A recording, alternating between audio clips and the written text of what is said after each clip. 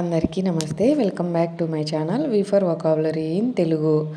Already మీరు ఈ video పెట్టాను, బోర్ వేస్తున్నారు, వాయిస్ ఓవర్ ఇవ్వడానికి లేదని చెప్పి పెట్టానండి. చాలామంది కామెంట్స్లో వాయిస్ వినిపించట్లేదని చెప్పారు. సో మీరందరూ ఆన్సర్ కరెక్ట్గానే చేశారు.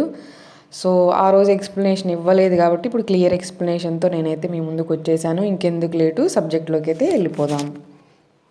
ఈరోజు మనం జూలై నెలలో హిందూ ఎడిటోరియల్లో వచ్చిన పదాలు మనకి ఎంత ఇంపార్టెంటో మనకు తెలుసు కదండి.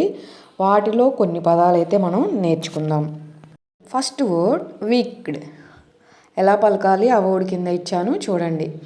విక్డ్ అంటే ఈవిల్ ఆర్ మోరల్లీ బ్యాడ్ అనమాట. అంటే very difficult and very challenging, అంత బ్యాడ్ అనమాట. మన వాడుక భాషలో చెప్పాలి అంటే చాలా దుష్టమైన లేదా చాలా క్లిష్టమైన లేదా కష్టమైన అని అర్థం అండి. వెరీ బ్యాడ్ ఇంకా ఒకటే మాటలో చెప్పాలి అంటే. సో ఈ పదాన్ని మనం ఒక లక్షణాన్ని గుణాన్ని తెలుపుతుంది కాబట్టి అడ్జెక్టివ్ కింద వాడతామండి. ఈ పదాన్ని వాడి మనం ఇంగ్లీష్లో మాట్లాడాలి అంటే example, it was a wicked plan to cheat people. అది ప్రజలను మోసం చేయడానికి వేసిన దుష్టమైన ప్రణాళిక అని అర్థం అనమాట. మీకు ఎప్పుడు చెప్పిన విధంగానే కామెంట్ సెక్షన్లో మోర్ ఎగ్జాంపుల్స్ అయితే ఇస్తానండి, కావాల్సిన వాళ్ళు చెక్ చేయండి. Coming to the next word an. ఇక్కడ ఆర్ యొక్క శబ్దం అనేది సైలెంట్ అండి, అందుకనే మనం ఎలా పలకాలి ఆ వర్డ్ కింద ఇచ్చాను చూడండి, యాన్ అని పలకాలన్నమాట. సో యాన్ అంటే బలంగా కోరుకోవడం, తహతహలాడడం, తెలుసుకోవాలి, నేర్చుకోవాలి, పట్టుదలతో ఎదగాలి, అలాగా బలంగా కోరుకోవడం అనమాట. సో ఈ పదం మనం చేసే పనే కదండి. సో వెర్బ్ కింద కన్సిడర్ చేస్తాం. ఈ పదాన్ని వాడి మనం సింపుల్గా ఇంగ్లీష్లో మాట్లాడాలి అంటే she on to become a doctor. ఆమె డాక్టర్ కావాలని బలంగా కోరుకుంటుంది.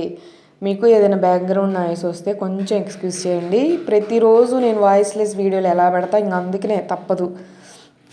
సో కమింగ్ టు ది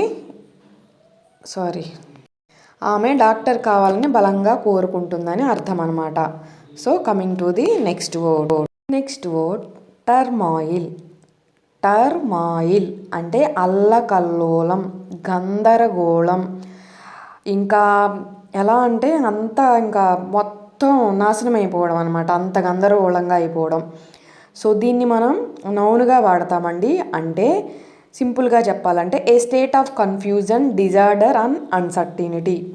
అంటే అసలు ఒక క్రమం లేకుండా గందరగోళంగా చిందరవందరగా అని అంటూ ఉంటాం కదా మన వాడుక భాషలో, అదే అర్థం అనమాట.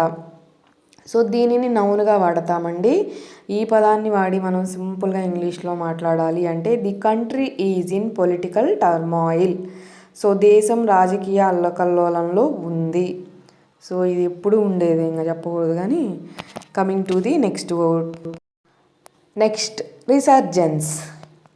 రిసర్జెన్స్ అంటే మళ్ళీ బలపడడం, మళ్ళీ. ఇప్పుడు మన వాడుక భాషలో అరే వాడు మళ్ళీ జన్మెత్తాడురా అంటూ ఉంటారు కదా. అంటే పునరుజ్జీవనం అని చెప్పాల్సిన సందర్భంలో అడ్వాన్స్డ్ లెవెల్లో మనం రిసర్జెన్స్ అంటామండి, గుర్తుపెట్టుకోండి. ఈ పదాన్ని నౌన్గా వాడతామండి.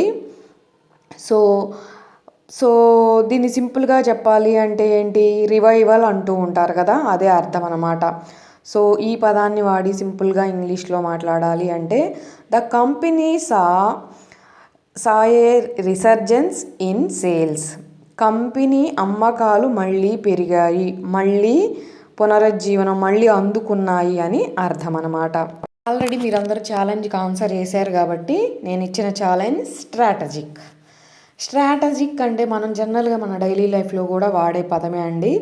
సో స్ట్రాటజిక్ అనేది ఒక లక్షణాన్ని, గుణాన్ని తెలుపుతుంది.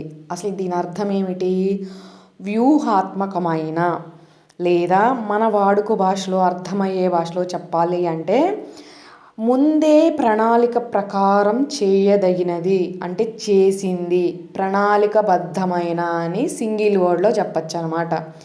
దీన్ని మనం అడ్వాన్స్డ్ లెవెల్లో స్ట్రాటజిక్ అని వాడతామండి. ఈ పదం ఆల్రెడీ చెప్పాను, అడ్జెక్టివ్. సో దీన్ని మనం సింపుల్గా carefully planned to achieve a goal. ముందే ఒక ప్రణాళిక ప్రకారం మన గోల్ని అచీవ్ అవ్వడానికి చేసే ఒక ప్రణాళిక అని అర్థం. సో ఈ పదాన్ని వాడి సింపుల్గా ఇంగ్లీష్లో చెప్పాలి అంటే the team made a strategic decision. ఆ జట్టు వ్యూహాత్మకమైన నిర్ణయం తీసుకుంది అని అర్థం అన్నమాట.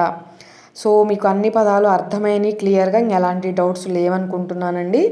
నేను ఈరోజు ఇవ్వబోయే ఛాలెంజ్ ఏంటో తెలుసా? రేపు వచ్చే వీడియో ఏ టాపిక్ మీద ఉండబోతుంది గెస్ చేయండి. సో మీ అందరికీ ఈ వీడియో యూస్ఫుల్ అనే అనుకుంటున్నాను. ఒకవేళ యూస్ఫుల్ అయితే కనుక నచ్చితేనే లైక్ చేయండి, హైప్ చేయండి, దానితో పాటుగా ఎవరికైనా షేర్ చేయండి. మీరు ఈరోజే చూస్తున్నట్లయితే నచ్చితేనే సబ్స్క్రైబ్ చేసుకోండి. Thanks for watching my video.